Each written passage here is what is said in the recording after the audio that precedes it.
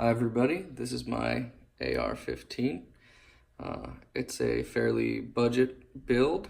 I used parts from friends and family and Amazon primarily to build it.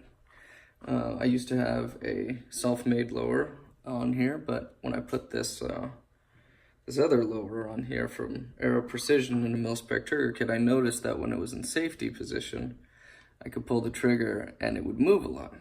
Now, I fixed that and I wanted to show you guys how, since I thought it was kind of interesting.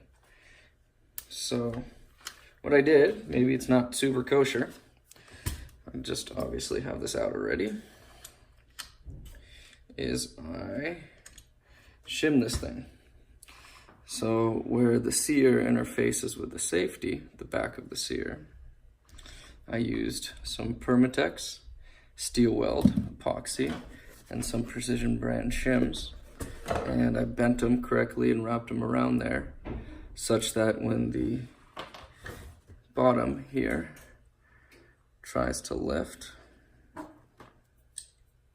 such that when that bottom tries to lift, it runs into the shims on the safety such that, and this is in here, I'm pulling it, it doesn't move. I just like that. It's a much tighter, nicer feel. Now, some people might say, well, that's dumb. You're going to have shims coming off in your trigger group and cause a malfunction. Maybe. I have 5,000 or so rounds through this. It's probably never had a malfunction, or if it has, then it's been very insignificant and I don't remember it. That said, this rifle's not a go-to-war rifle. It's just a kind of budget parts Frankenstein sort of rifle. So I feel pretty comfortable with this. I've drilled and tapped this stuff as well before. It seems to work pretty well. It's pretty strong, and of course I roughed up the surface on each shim to give it a little extra adherence. You can see on each side how that works. Not too bad. So anyway, I just thought I'd share that.